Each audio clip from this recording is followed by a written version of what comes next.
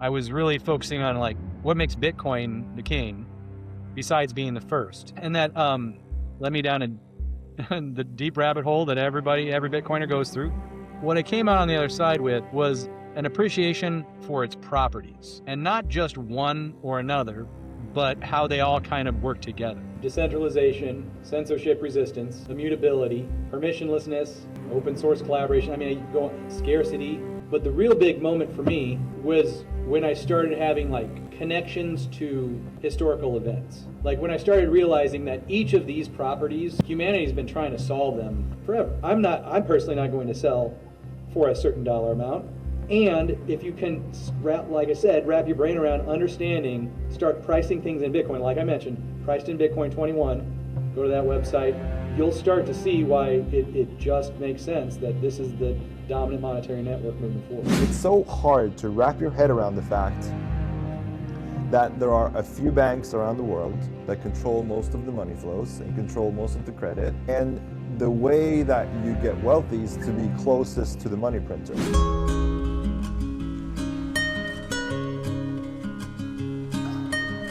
What is it that makes Bitcoin so enticing to you? Like, because the show is called Clarity Sparks.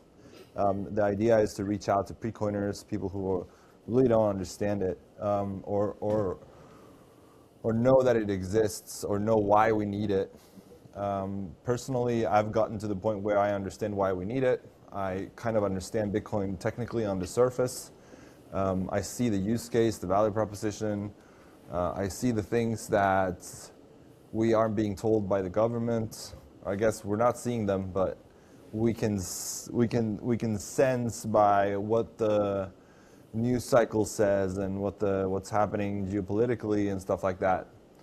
But what is it that makes it so fascinating to you? Like what is it that sparks that interests? That's a great question.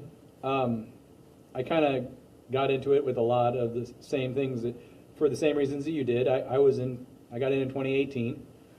And I dabbled in a lot of the other stuff that, learning curve, everybody has to learn at their own pace and, take all the beatings. And it was about 2020 also when I really started to figure it out, when the wheels came off of the world in March. I was really focusing on like what makes Bitcoin the king besides being the first. And that led me down the deep rabbit hole that every Bitcoiner goes through. And what I came out on the other side with was an appreciation for its properties. And not just one or another, but how they all kind of work together. So when I talk properties, some people will say store value, medium exchange unit count. And when I talk properties, I'm thinking more like decentralization, censorship resistance, immutability, permissionlessness, open source collaboration. I mean, you can go on, scarcity, right? All of that stuff. So the light bulb moment for me was not just understanding how Bitcoin uses all those. You got to kind of have to understand how is Bitcoin decentralized without getting too technical. How is Bitcoin immutable and all that. But the real big moment for me was when I started having like connections to historical events. Like when I started realizing that each of these properties, humanity's been trying to solve them forever, right? I mean, we've always been looking for a decentralized solution. We couldn't do that before the internet without the internet, so we needed history to pass so long for the internet to come and then figure out how the internet works. So it's like taking a really low time preference look, like zooming out and really looking throughout history at all of these properties trying to be solved through by society. So in 2023, I want to say, 3 or 4, I wrote the book History Echoes Bitcoin, and I self-published it. And that kind of put all this together. And for me, and by that point I was sold. I was 100% on board.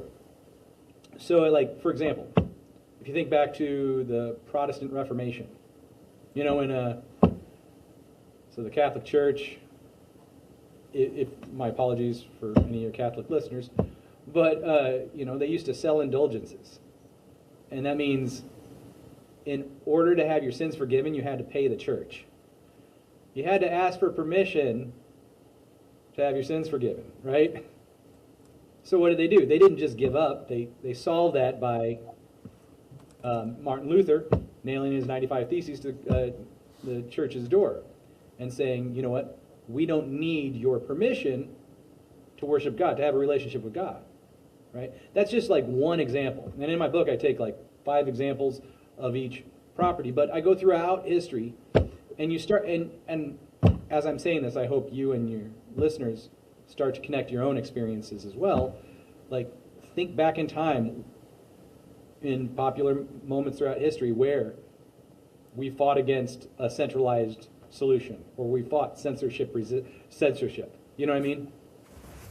And so when I started like zooming out and realizing each of these properties are valuable in and of themselves, well, now we have a protocol that's globally connected that solves for all of those properties. So it's like the sum is greater than its parts. And at that point, it was like, yes, number go up, great, but freedom go up.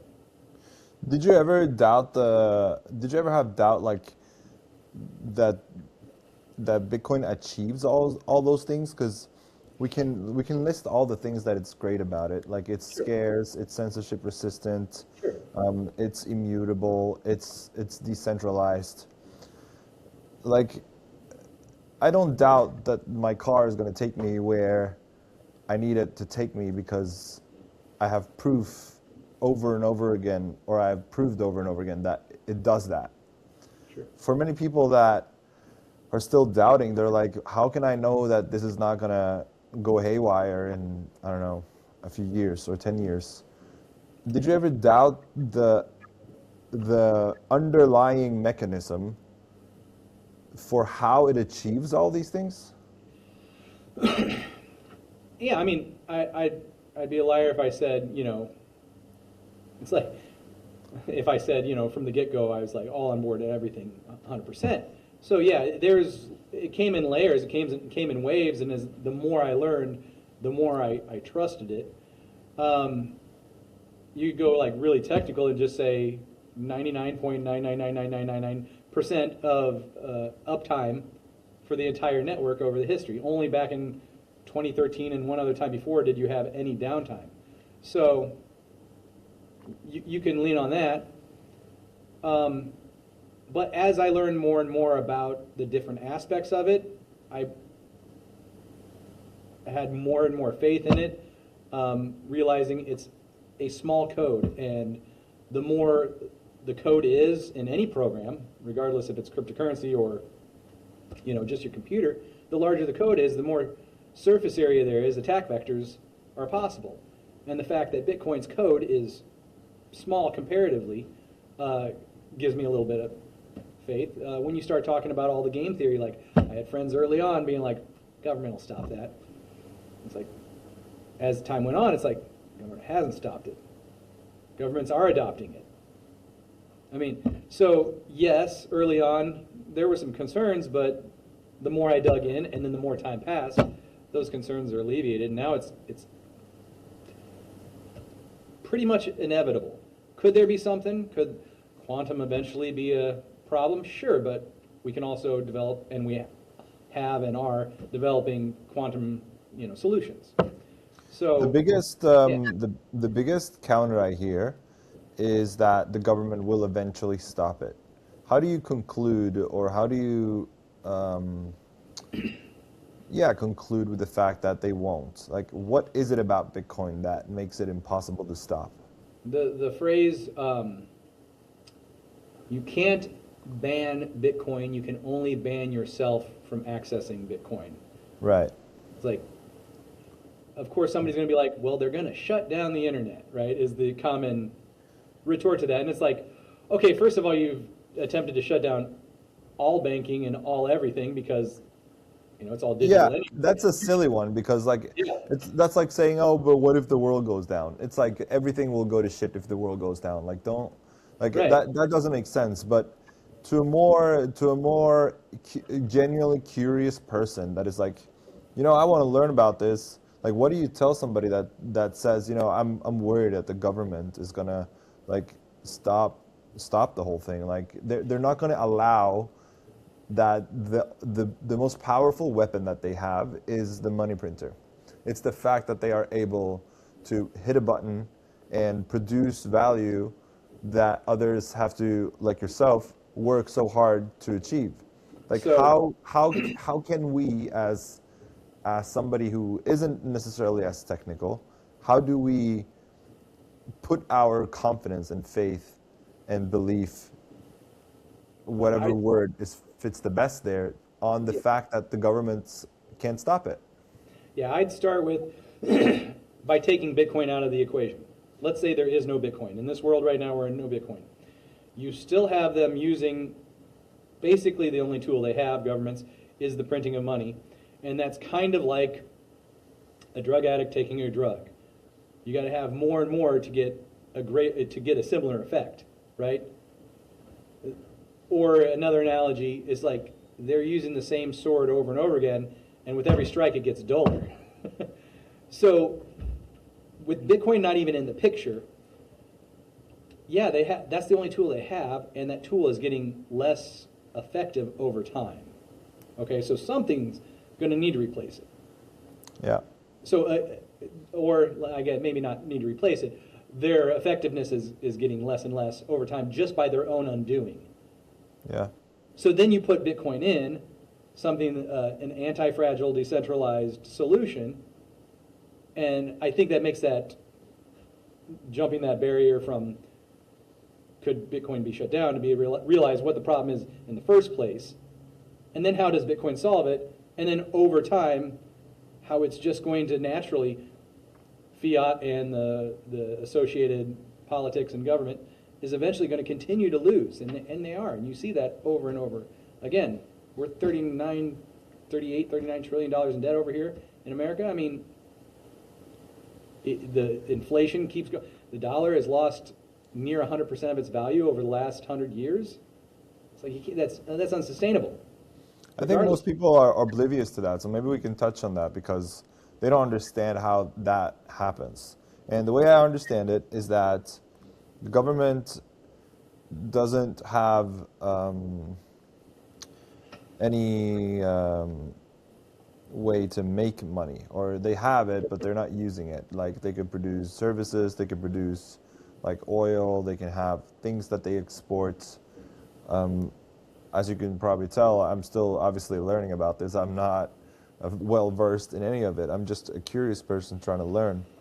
But what it seems like to me is that they don't have. Hey, man. Are you there? Yeah. Dude, I'm so sorry. I don't know what happened to the internet, but I'm here now. I don't know if it's reliable, but we'll see. Hey, whatever we got to do, man. It's all good. I've Well, been there. I remember where we left off. I was talking about Yeah. the inflation issue, which I think most people are oblivious about. Yeah. So most people think inflation it has to do with price. Actually, that's a conflation of terms. So if you dig into the Austrian economics, which I did, very shade tree Austrian economist, so take it for what it's worth. But there's monetary inflation, so the inflating of the money supply, and price inflation, where the prices go up, price of goods go up, right? And the Austrian school basically says monetary inflation leads to a price inflation, which makes sense. Like the more dollars, for example, that are chasing goods, there's more dollars to be associated with each good. So prices can go up. There's room for that price to go up. That's a very simplistic view of it, but when you throw in Bitcoin with its limited supply, this 21 million hard cap, then what you got is a very simple math problem. Did that explain the inflation? I Yeah. mean, to keep it as simple as possible. So I'm kind of jumping forward with Bitcoin. So we all know our fractions. 1/2 is 50%, 1/3 is 33%, 1/4 is 25%. Every time you add more to the denominator, the numerator gets less, right?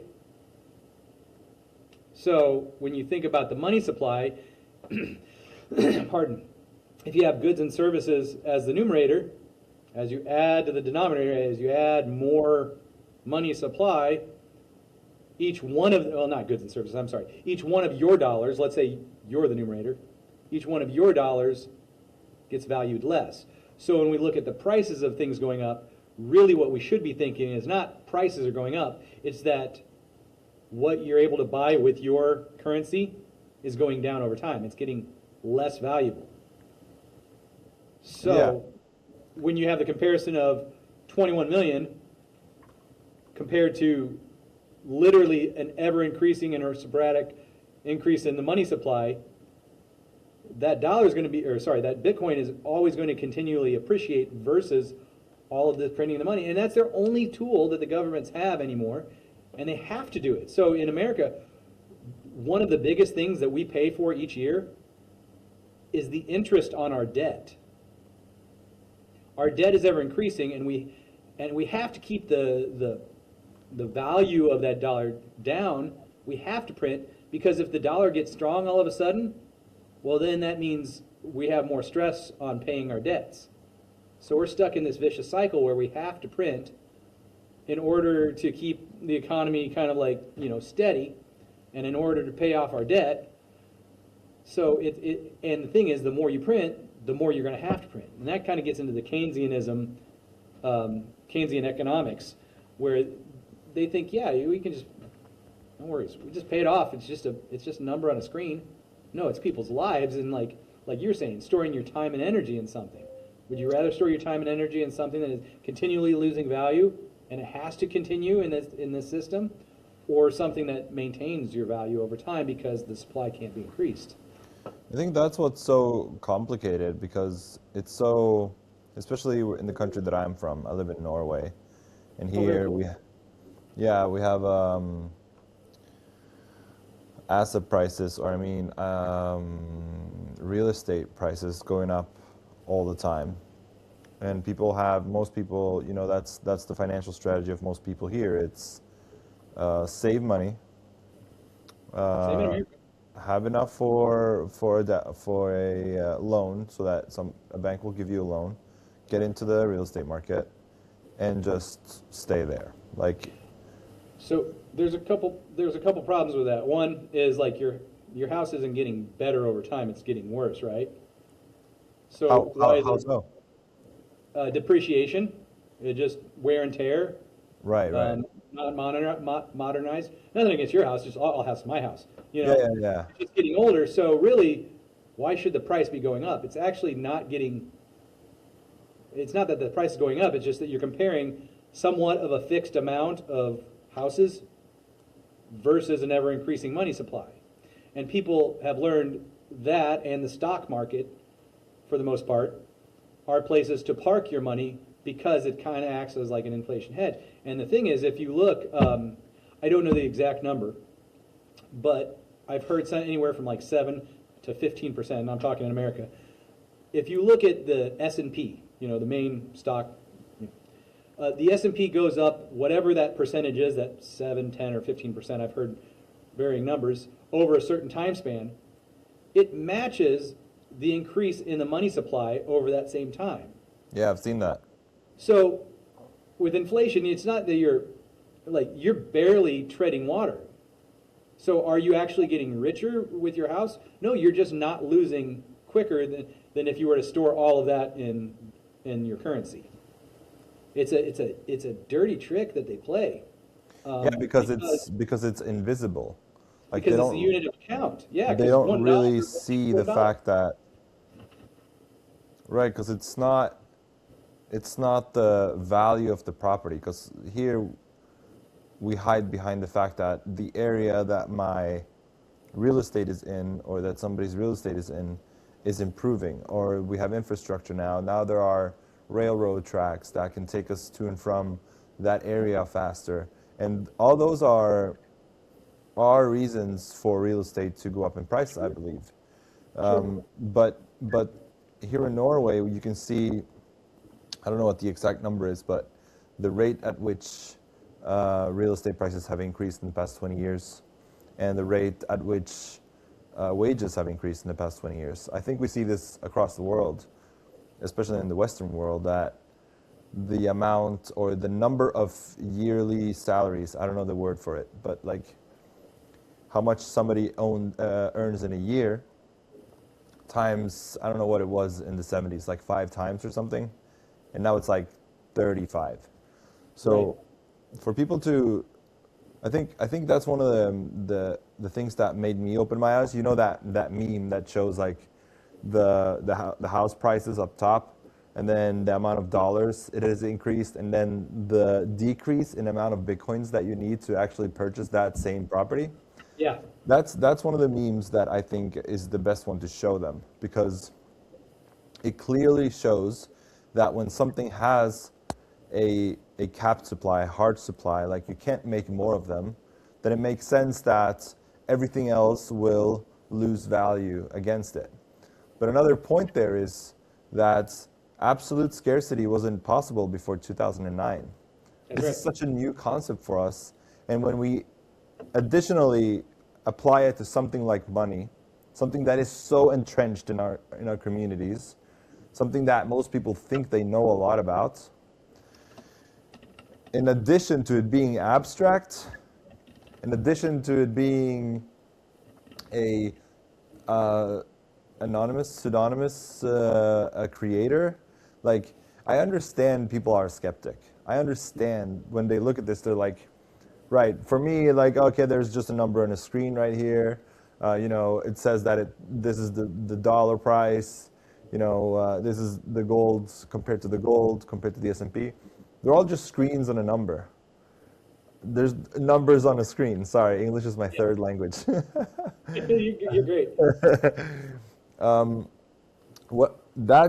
I get it. Like, I understand the skepticism. I understand how people look at it and like that's nonsense. That's one of the reasons that I want to dive deeper into the technicality of it, because I want to be able to look at that code. I want to be able to execute, commands on a node and see like here you can verify the amount of coins there are. Here you can verify the UTXO set. Here you can verify the transactions that happened in the last 10 minutes. Like, all of these things for me are fascinating.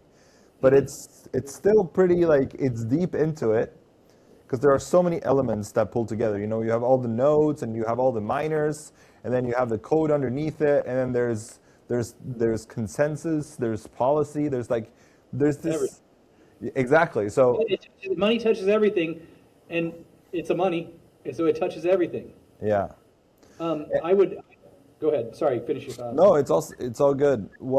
It doesn't only touch everything, but it's also, for some reason, something that people want to understand how it works before they start using it. Even though we don't understand how the dollar works, we don't understand how our cars work or our computer works. It just works, and that's why we use it. And most people use it. I would say a couple things. One, if I could back up, you were talking about the house versus the unit of account.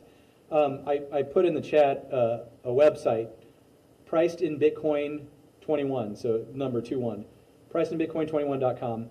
It's by a friend of mine, Priyag Babaria, great guy. What it does is it shows all assets, whether it's commodities, currencies, housing, resident, whatever, priced in Bitcoin. That's when you're like actually thinking of Bitcoin as the unit of account. And you see, like you said, over the long time period, everything depreciates versus it. And I mean, I believe you had Knut Svanholm on. Brilliant mind. He's that guy that came up with the infinity over 21, right? Everything priced versus 21 million. And it will continually, and goods and services will increase, they'll get better over time against that hard cap. Well, now you have, it doesn't matter if it's 21 million, 1 million, whatever, you have a ruler that won't change. Whereas when we say a dollar, well, that dollar is changing, and it's ever changing, and it's kind of like we're now doing that, like saying we want our kids to be taller, so we're changing the measurement stick, and look, now our kids are taller because it's just. That's a good analogy. It's a shitty trick that they play, but when you say, well, a dollar is a dollar, right?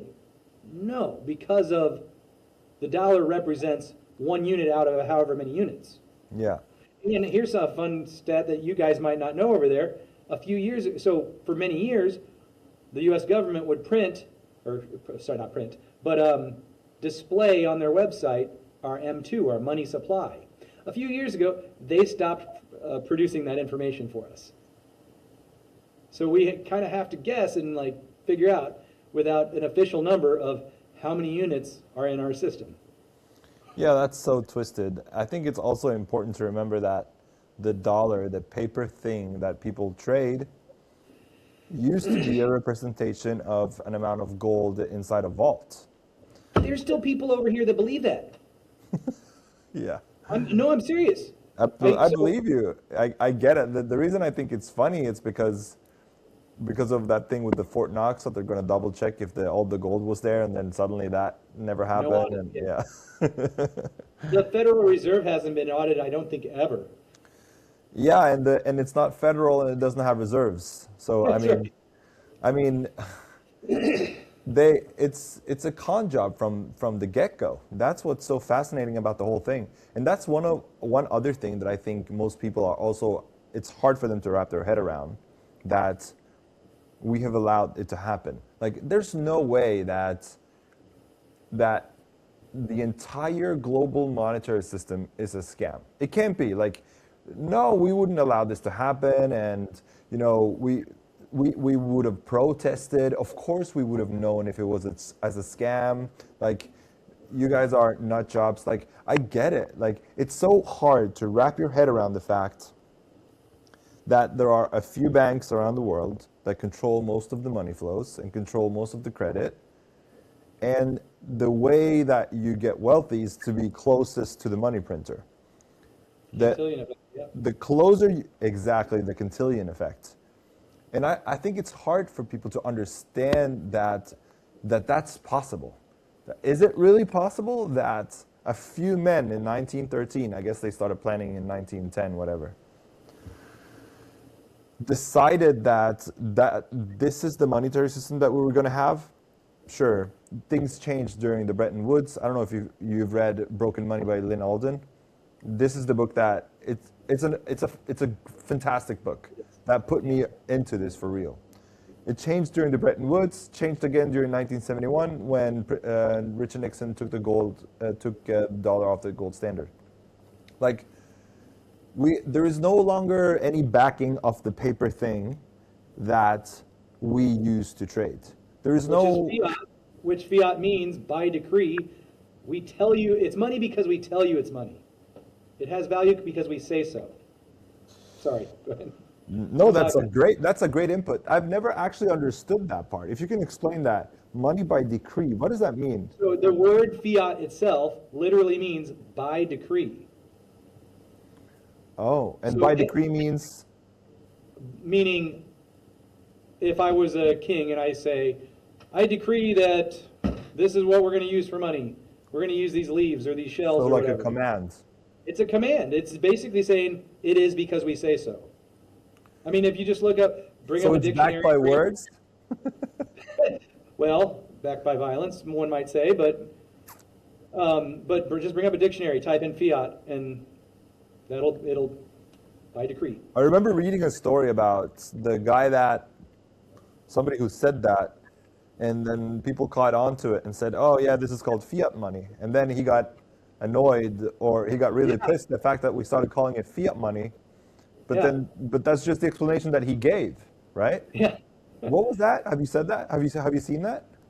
I did. It was a few years ago. I remember that. The bankers are and the big wigs, and they were like, why are you guys calling it fiat? Stop doing it. Yeah. He got really worked up over it, and it's like, but that's what it is. But they don't want you to know that. I mean, and I try and give people, not the benefit of the doubt, but I try and understand people. And it's like, Yeah. if you were at the top of the food chain and you were there because you figured out how to rig it, or you just got lucky into that system, I can understand why they'd want to keep it rigged. Sort of. I mean, obviously morals come into play, but not everybody has the same set of morals we have. I agree with that. I try to take an altruistic stance to it because I spent so many years being hateful and angry and annoyed at the elite. Yeah. And I spent a lot of time bitching about it online. And it's honestly, I switched my perspective for selfish reasons because I really didn't want to walk around being angry. I was like, it just go against who I really want to be. So I try to take the altruistic stance in the sense that I once heard a guy called Sadhguru on the Joe Rogan podcast, and they got into a little bit of a heated conversation or argument where Sadhguru is like this really deep thinker. I don't know if maybe I'm insulting him and his followers by saying that, but he's like this, Gandhi sort of person. I don't know if he's from India or whatever. But he said that Rogan challenged him and said, yeah, but all these greedy people, all these elites, all these people that, or I guess elites, that only do things for greed, to steal money, to kill people so that, or silence people that go against their cause, that's evil. They don't want to be happy. And then Sadhguru's point was that everybody's just doing what they're doing to be happy. Because they think they need to do what they do so that they can be happy. And Joe Rogan challenged him once again and be like, yeah, but it's not possible to get happy through being greedy or through killing people. And then it became this back and forth where Sadhguru just sort of gave up because Rogan wouldn't give up. And he was like, yeah. So he was like, no, but like for real, like everybody is just trying to be happy. Everybody is just doing what they are doing to achieve what they want to achieve. If that's through killing or silencing or censoring or stealing or through like whatever. So I try to view it from that perspective, and I try not to change too much of what they are doing. Like that, I spend too much time doing that. Like, why are they doing this? And we should gather and protest and like push back. Because you're seeing it through your lens, and your lens has a certain set of morals, and I feel pretty aligned to what you're talking about. But just because that's our morals doesn't mean that's their morals. And it doesn't mean that we have the power to change them. Like right. I don't think we do. Yeah, go ahead. But that's where it goes back, specifically in Bitcoin, to.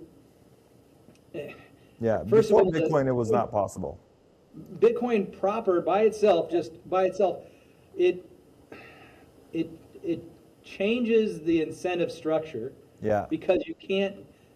There's no one central issuer that can game the system. It's like by entering into the Bitcoin protocol, by entering into the network, I guess, better word, you're choosing to play by that set of rules that you admit no one can game. Yeah. So I can see how others would push away from that, whether they know it deeply or not. They can sense that this thing might take away my power, take away my advantage. Yeah. Or it may not express my, moral set. So I can understand why there would be pushback, but I keep going back to, it's kind of inevitable because over time, it's a what's the word I'm looking for?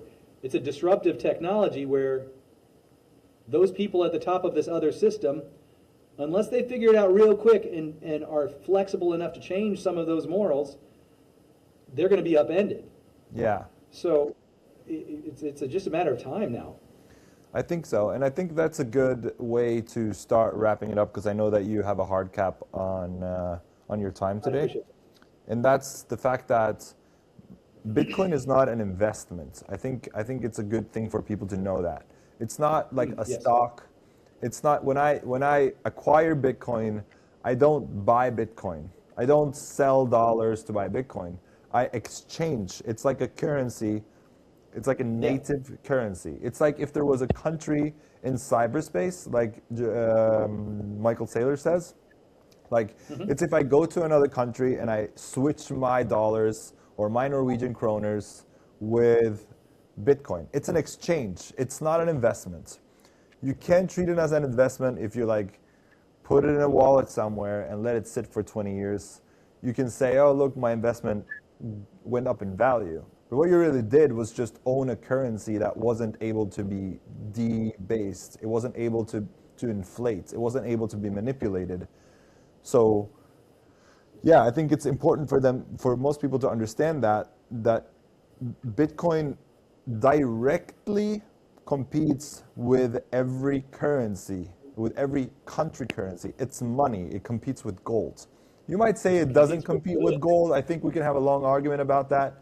But it's a commodity. It's not an investment. It's not a stock. It's not a cryptocurrency. It's like mining gold. It's like mining silver. It's like finding more copper. So I would just keep the hardest mental flip that I've noticed for most people is to start seeing things like you mentioned, pricing it in Bitcoin terms. When you start seeing how everything else is getting cheaper in Bitcoin terms, don't worry about the dollar amount of Bitcoin. Yeah. Everybody asks me, when am I going to sell? And it's like, why? Not only why would I sell for something that's going down in value, but why would I trade for something that's immoral, like those properties I talked about in the beginning? Bitcoin's permissionless. You have to have permission to use certain currencies, right? Bitcoin's decentralized. Everything else is centralized. Bitcoin is censorship resistant. We've seen people get their bank accounts shut off just because they don't agree with the current power structure. I mean, if you go back and forth and look at those properties, Bitcoin is a more moral alternative. Not to mention it's going up in value over time. So like, I'm personally not going to sell for a certain dollar amount. And if you can, like I said, wrap your brain around understanding, start pricing things in Bitcoin, like I mentioned, priced in Bitcoin 21, go to that website, try and wrap your brain around that for a bit. You'll start to see why it just makes sense that this is the dominant monetary network moving forward. Yeah, absolutely. I think that's a great way to round it off and to put a little wrapper on it. I think more and more people will become more and more interested in it and understand what it is, because it's not going away, everybody. Like this thing is staying here and it's going to be here until the end of time, and there's no way that anybody is going to stop it, because it's already that powerful. It's already that decentralized. It's impossible to stop it, and the earlier you get on that, the better for you. Amen. I appreciate your time, Tim. Thank you so much. Maybe we'll do this one more time sometime in the future when my internet is not taking a nap. All good, Felipe. Thank you for your time. I appreciate the conversation. You too. Thank you so much, man.